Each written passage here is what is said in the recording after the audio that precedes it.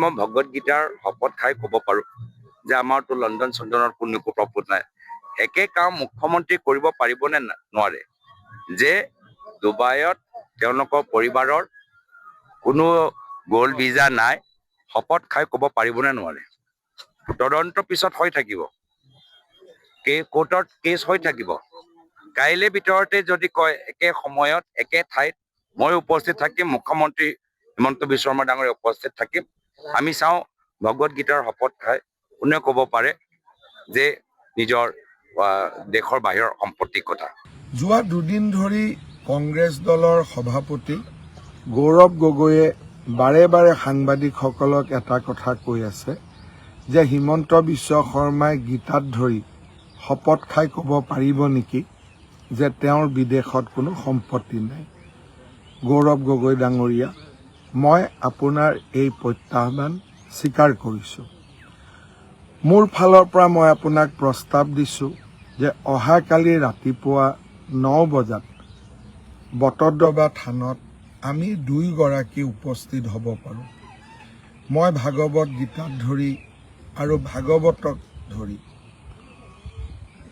ভাগৱত মূৰত লৈ মই মোৰ শপত বাক্য পাঠ কৰিম আৰু লগতে মোৰ যিমান বেংক একাউণ্টছ আছে, আমাৰ পৰিয়ালৰ মোৰ পত্নীৰ, মোৰ ল'ৰা ছোৱালীৰ পাছপোৰ্ট আছে, যিমান আছে গোটেইখিনি মই আপোনালোকৰ আগত বা আপোনাৰ আগত দাঙি ধৰিম।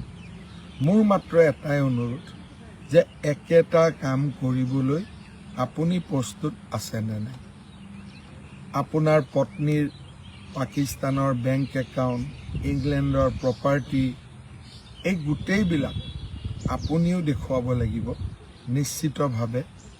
আৰু ভাগৱত গীতাত ধৰি আপুনিও এবাৰ হ'লেও ক'ব লাগিব যে পাকিস্তানত থকা সময়ছোৱাত আপুনি কাৰ কাৰ আতিথ্য লৈছিলে আৰু আপুনি কি ধৰণে 7টা দিন অতিবাহিত কৰিছিল, ৰাৱালপিণ্ডিলৈ আপুনি কিয় গৈছিল। ভাগৱত গীতাত ধৰি শপত খোৱাৰ প্ৰত্যাহ্বান মই দিয়া নাই, এই প্ৰস্তাৱ আপোনাৰ আছিল আৰু আপোনাৰ এই প্ৰস্তাৱ মই স্বীকাৰ কৰিছোঁ। অনুগ্ৰহ কৰি কোনোবা এজন সাংবাদিকক কৈ দিলেই হ'ল যে অহাকালি ৰাতিপুৱা 9 বজাত বটদ্ৰৱা থানত আমি দুয়োজন উপস্থিত থাকিম।